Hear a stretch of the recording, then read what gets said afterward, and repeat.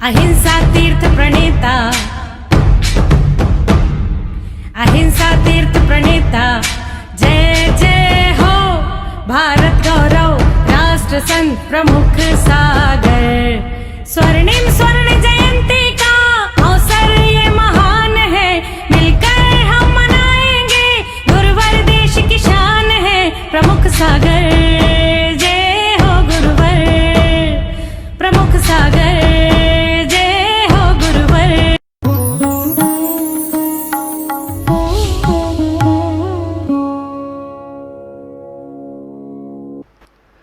अगर कहीं sale tax income tax की रेट पड़ोसी के घर में पड़ जाए और आपसे पूछा जाए तो आप भले ही ऊपर से कहो कि ये गलत हो रहा है, लेकिन मन में ऐसा आनंद बरसता है कि ये सही हुआ, ये आदमी इसी लायक था, बहुत ज्यादा अकड़ दिखाता था, अब सही हुआ, इसको तो ऐसा ही होना चाहिए था।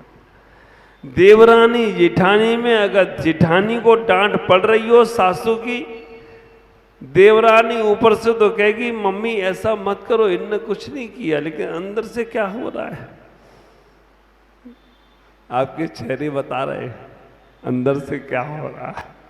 आप विचार करके रखना, अंदर से लगता है हमेशा अपनी अपनी चलाती थी कि हम ही सब कुछ, समझती नहीं है किसी को कुछ। आज मौका मिला है, अम्मा लगा जोर से डांट इसको भी पता चल जाएगी बहू और दूसरी भी घर में आई है।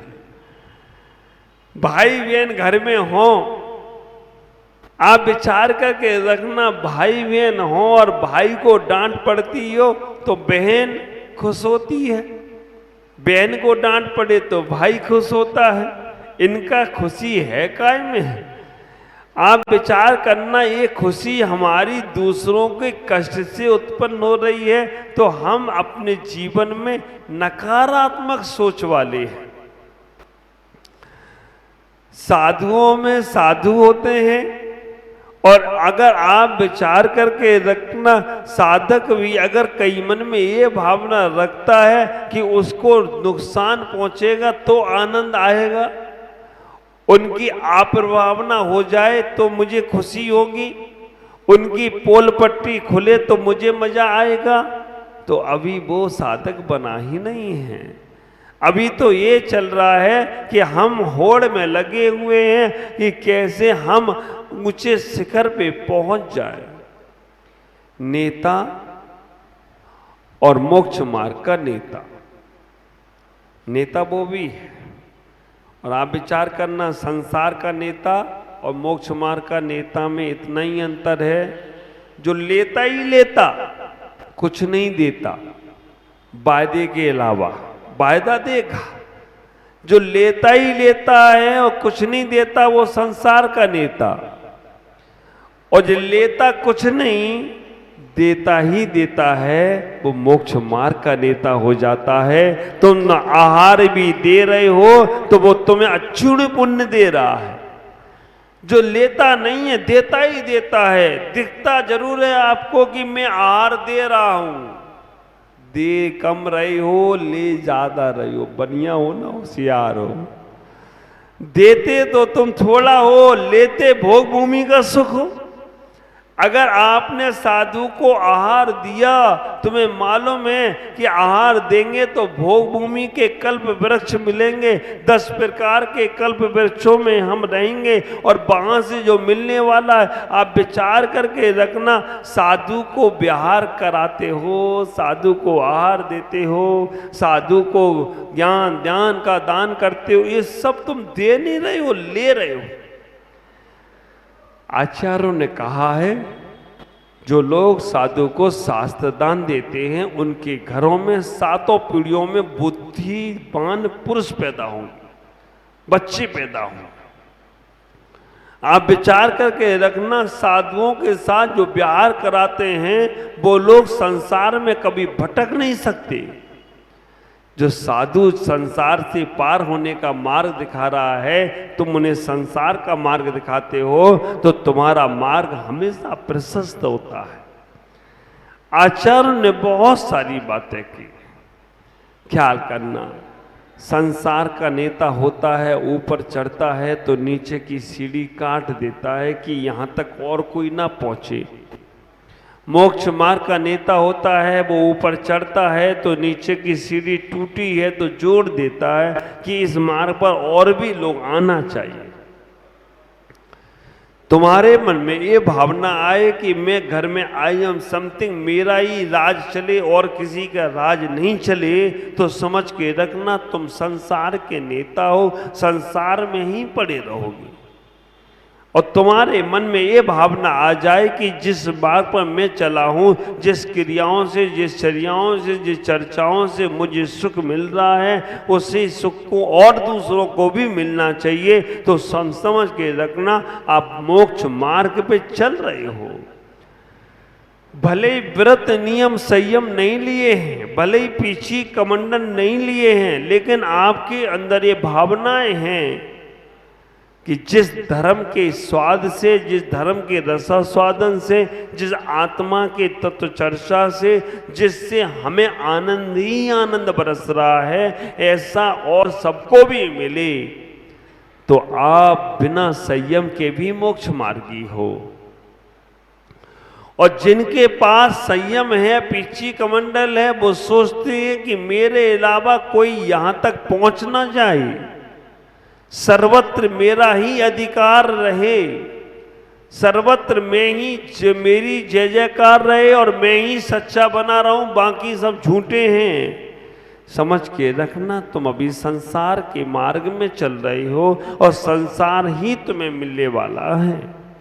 आप विचार करना, जो प्राप्त है वो पर्याप्त है, ये भावना बनाओ तो तुम जीवन में हमेशा खुश रहोगे। में इतना ही सोचने का प्रयास करें कि जो सुख तुम्हारे पास है, हम बाहर जब तक ढूंढते रहेंगे तब तक दुख ही उत्पन्न होगा। उस युवक ने इतना ही कहा कि हमने मेहनत की, इसे सुख मिल गया, व्यापार में 5 लाख का नुकसान हुआ, नहीं हुआ, 5 का फायदा हुआ, फिर भी नुकसान मानता है। आदमी की जेब में 90 रुपए पड़े हों, वो 90 रुपए का सुख नहीं उठाता है, पड़ोसी की 10 रुपए के ऊपर नज़र गड़ाता है। और जो आदमी दूसरे की सामानों पे नज़र गड़ा रहा है, समझ के रखना वो कभी भी सुखी नहीं हो सकता। तुम्हारे पास जो है उसमें ही सुख मिलेगा, दूसरे के सामानों में सुख नहीं है, दूसरों की वस्तुओं में सुख नहीं है, दूसरों की वस्तुओं में कष्ट है, दुख है, पीड़ाएं हैं, क्योंकि नहीं मिलेगी तब तक तुम कष्ट में हो, और मिल भी जाएगी तो दूसरा व्यक्ति जब तक उसमें तुम्हें गलत भावनाओं से देखने का प्रयास करेगा। ख्याल करना, अपने जीवन को व्यवस्थित बनाने के लिए तुम अपने सुखों को अपने पास ढूंढने का प्रयास करो। वो व्यक्ति, वो युवक घर की खिड़कियां खोलता था, गर्मी लगती थी तो घर की खिड़कियां खोलता था, पत्नी भी कहती थी खिड़कियां तो खोलो, बाहर की थोड़ी हवा आने दो। खिड़की खोलता था लेकिन बाहर जैसे ही झांकता था तो उसे दुख होने लगता था कि ये बगल वालों के मकान भी दिख रहे हैं, और बगल वालों के मकान दिखते ही वो फिर बंद कर लेता था। इनके कारण से मुझे दुखी हो रहा है। और आप विचार करके रखना, जितना ख्याल आप लोग अपने पड़ोसी का रखते हो ना, उतना अपना नहीं रखते। जितनी तुम्हारी दृष्टि बगल वाले के रहती है, उतनी दृष्टि अपने पे नहीं रहती है। और जितनी गलतियां तुम्हें बगल वालों पे दिखती हैं, उतनी अपने पे नहीं दिखती हैं। एक युवक को, वो भगवान से रोज शिकायत करता था कि इस पड़ोसी ने ये कर दिया, उस पड़ोसी ने ये कर दिया, उसने ये कर दिया। तो भगवान एक दिन प्रकट हुए, उन्होंने कहा कि भाई मैं तुम्हें 3 मिनट देता हूं और तुम्हें अड़ोसी पड़ोसी और अपनी सबकी फाइल दे देता हूं। तुम्हें जिसकी फाइल में जो लिखना है वो लिख देना, और जो तुम लिखोगे वो मैं सही कर दूंगा। 3 मिनट का समय दिया उसे, और सारी अड़ोसियों की, पड़ोसियों की और उसकी खुद की भी फाइल उसे दे दी कि इसमें जो लिखना है लिख देना। उसने एक पड़ोसी की फाइल उठाई और उसमें देखा कि उसमें लिखा था भगवान ने कि इसको हम 10 करोड़ रुपए देने वाले हैं, 10 करोड़ रुपए से देने वाले हैं। उसने उसमें सही कर दिया, इसको कुछ नहीं देना, ये इस लायक ही नहीं है, ये 10 कौड़ी के लायक नहीं है, 10 करोड़ के लायक। उसने काट पीट कर सही कर दिया। दूसरी पड़ोसी की फाइल उठाई तो उसमें लिखा था कि इसको 10 करोड़ सोना देने वाले हैं। उसे ये दिन रात सोता रहता है, कुछ करता धरता नहीं है, इसे कुछ नहीं देना चाहिए, और उसने उसको भी काट पीट कर सही कर दिया। तीसरे नंबर पर जब उसने अपनी फाइल उठाई तो भगवान ने उसकी फाइल वापस ले ली। उसने पूछा भगवान अब क्या हुआ? उन्होंने कहा 3 मिनट दिए थे तुमको, तुमने अड़ोसी पड़ोसी में 3 मिनट लगा दिए, तुम्हारी फाइल तुम्हें मिली नहीं, तुम्हें अपनी फाइल करने का समय ही नहीं मिला। तुम अपनी फाइल उठा के कुछ अच्छा लिख लेते तो तुम्हारे को जीवन में आपको भी 3 ही मिले, बचपन मिला है, यौवन मिला है, वृद्धापन मिला है। ये 3 फाइलें आपको मिली हैं। इन 3 फाइल में आप बचपन में सोचते हो कि जवानी में अच्छा करेंगे, जवानी में सोचते हो कि बुढ़ापे में अच्छा करेंगे, और बुढ़ापा आता है तो कहते हो इस जन्म में तो कुछ नहीं कर पाए, अगले जन्म में करेंगे। बारी तुम्हारी बुद्धि, जब करने को मौका मिला है, समय मिला है, हमेशा तुम दूसरे पे डाल देते हो। आज नहीं मिल पा रहा है हमारा समय, कल आ जाएंगे, कल करते करते फिर देखो आने वाली तो कलकत्ता से हमारे सचिन भाई, श्रुति भाई, माँ जी और छुटकी को लेके आ गए, ये दीपक और ये अपनी पूरी टीम को लेके आ गए। और नहीं आना है तो वो मीटिंग पे मीटिंग, और मीटिंग में क्या I am king equal to meeting, और ये सब मिलेंगे भाई। कलकत्ता जब पहुंच जाऊंगा ना, चौराहे पे खड़े होंगे, आओ महाराज माला पहना देता हूं, खुद पहनना है माला उन्हें। अब विचार करना, हमें अपने जीवन की उन 3 पलों को संभालना है। सुखी होना है तो हमें विचार करके रखना है। हमारे पास 3 फाइल हैं, एक फाइल पड़ोसी की है, एक दूसरे अड़ोसी की है, और एक हमारी है। सबसे पहले किसकी फाइल सुधारोगे? लाल गोला वालों? हाँ, ये हमने बोला है तो इसलिए ये पहले से ही मन था कि हमें अपने करना है। जब तक तुम्हारे मन में लगा है कि बहू को सुधार लूं, सासू को सुधार लूं, बेटे को सुधार लूं, आजू बाजू को सुधार लूं, तो आप विचार करना अड़ोसी पड़ोसियों की फाइल सुधारने में लगे हो। और जैसी तुमने अपनी फाइल पढ़ी और उसमें जो लिखा है, भगवान ने मौका दिया, और उसमें अगर कुछ गलत लिखा है तो मिटा दो, अच्छा लिख लो। वो कहेगा तथास्तु। मैं अक्सर एक बात बोलता हूं, पेंसिल बनकर तुम अच्छा ना लिख पाओ तो कोई बात नहीं, रबड़ बनकर अगर तुमने बुराइयां भी मिटाना शुरू कर दी तो एक दिन तुम भगवान बन जाओ तो कोई आश्चर्य की बात नहीं है। आप विचार करके रखना, उसने 3 मौके तुम्हें दिए हैं, और 3 मौकों में तुम आप अपने आप को देखते हो या इधर उधर को देखते हो। ज्यादा समय नहीं है, गुजरात ने दहला दिया सबका दिल। गुजरात ने वो करके बता दिया, गुजरात ने वो संदेश सबको दे दिया। 30 सेकंड 20 सेकंड लोग फ्लाइट में बैठकर सेल्फी ले रहे हैं और इधर धमाका हो जाता है। वास्तव में कैसे वो परिवार, कैसे वो लोग, देखते देखते आंखों से हड्डियां तक नहीं मिली उनकी। सोचा भी नहीं था कि हम ऐसा होगा। कोई सोच रहा था कि लंदन में जाके पढ़ाई करूंगा, कोई सोच रहा था कि अपने परिवार से जाके मिलूंगा, कोई सोच रहा था कि मैं घूमने के लिए जा रहा हूं। बड़ा दर्दनाक हादसा है, लेकिन उस दर्दनाक हादसे से हम लोग कुछ सीखना नहीं चाहते हैं। हमें उस दर्दनाक हादसे से इतना ही सीखना है कि जो करना है आज ही करना है, कल के लिए किसने देखा। हमारे ज्येष्ठ तरुण सागर जी महाराज अक्सर ये बात कहते हैं, अरमान बाकी हैं और उम्र खत्म हो रही है, इच्छाएं बाकी हैं और उम्र समाप्त हो रही है। समझ के रखना, तुम संसारी जीव हो, संसार में बार बार जन्म लेना पड़ेगा। इच्छाएं समाप्त हो गईं, महत्वाकांक्षाएं समाप्त हो गईं। उम्र कितनी भी बाकी हो, लेकिन तुम मोक्षगामी जीव हो और मोक्ष में ही जाओगे। दूसरी जगह ले जाने वाला कोई नहीं होगा। तो अपनी इच्छाओं को कम रखो। कहा करते हैं ना, सफर में सामान कम हो तो सफर का आनंद आता है।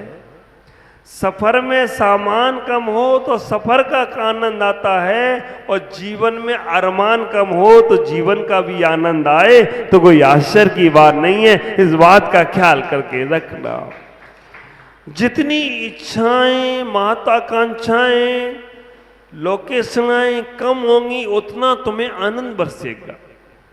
आप ख्याल करो, आप किसी व्यक्ति से मिलते हो,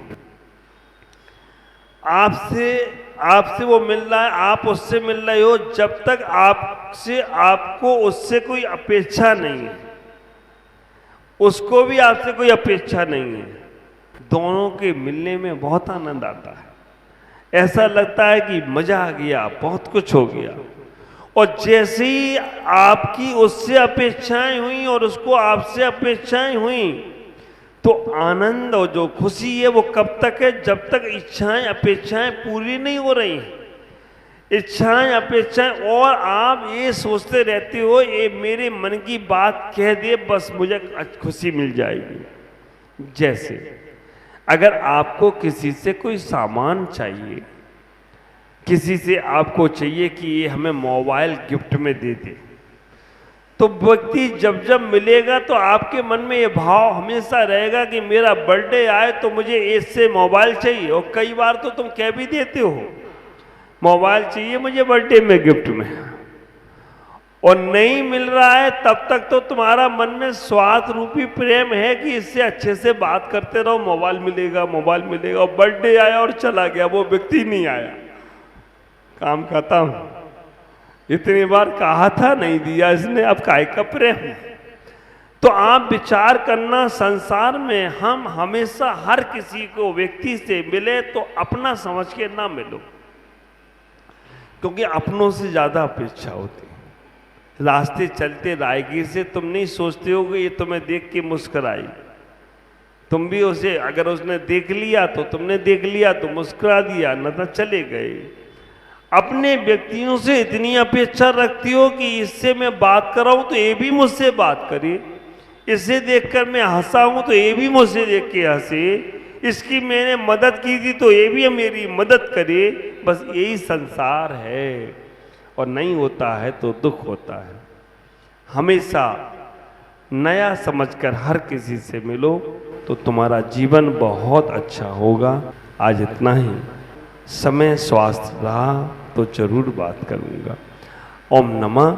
अब सबसे इतना ही कहूंगा, अपने पास जो कुछ है उसके इतना आनंद से डूबो जिससे तुम्हें कभी कोई दुख होना, तभी तुम्हारा जीवन सार्थक होगा। ओम नमः। जय गुरुदेव।